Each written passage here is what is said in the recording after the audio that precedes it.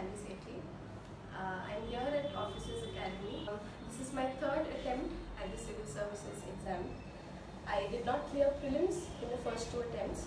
This year I could clear prelims and mains, and my interview is scheduled in May. I would actually like to talk about failures in my first two attempts and what finally worked. So, as far as prelims is concerned, my sincere advice is to stick to the basic sources first. Don't go around jumping and reading India after Gandhi and big heavy books before you finished your basic syllabus. And by finishing basic syllabus, I mean, for example, reading Lakshmikant polity at least 5 to 6 times until you are exactly thorough with the book, and you can probably solve every question in polity from that book, which means that you have to remember it by heart, which means reading it at least 5 times. Now, I think a very big mistake that happens through the whole course of exam is to not be focused on what we are doing every day. You have to remember that when it comes to prelims, you have to walk 500 steps, and your only job in the day after you get up is to walk 50 steps. Walk 50 steps, go back to sleep, get up the next day, walk 100 steps, finish 100, go back to sleep, and this way just finish 500 steps. So it's important to be disciplined and do what is your quota of the day that you need to do. Simultaneously, I think what also worked for me this year was having the test series, which I started probably 8 to 9 months before my prelims exam, and a regular feedback. What happens a lot of times is when we are reading a book, we read it like a book. We don't really ask specific questions to ourselves. But if you're giving a test series, specific questions are asked. And if you gloss over a certain area, you have skipped a certain area, that question makes you realize that this is the part which I should have read more.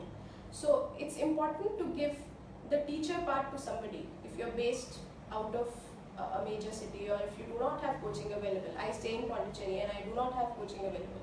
So online works just fine, online works just the same. In fact, I would say online gives you a lot of flexibility, it gives you a lot of space where you can have your own work schedule. I am a working candidate, so I really needed that flexibility.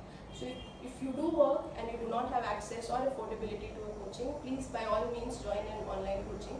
And it's not really necessary to have test series. If you think you can study a book, understand on your own, it's very important to have a test series to provide you a feedback.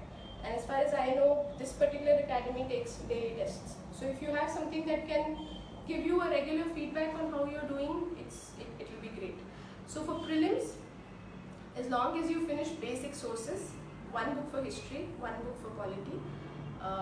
Geography, you have to study multiple sources. You have to do NCERT, you have to do Oxford Atlas. So just keep an atlas with you, and probably if you cannot do that, if you're too lazy to do that, I was. So you can just have an atlas, take a book. I read K. Siddhartha's Geography through maps, and I would just do a half an hour of that book every day. So I would just study the atlas for half an hour every day, and that really helped me with geography.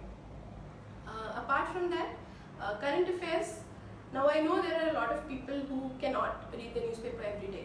So ideally, you should be reading newspapers every day, because no matter what anybody tells you, if you do read newspaper every day, it's a completely different level of preparation. But if you're not able to do it, I was not able to do it, it's completely okay to take in compilations and read them at the end of the month, at the end of the week, whatever you want to do. But make sure you revise, and always keep in mind, do not read anything that you cannot revise. It's a waste of your time and effort. So with prelims, as long as you're doing the basic sources, you have 1 or 2 test series that can help you.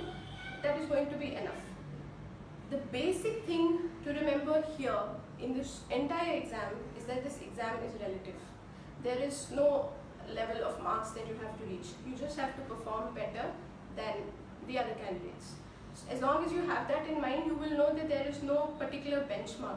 There's just a certain level of excellence that you have to reach to, and that would be enough. So let's not jump to bigger things before doing the smaller things and doing them again and again repeatedly.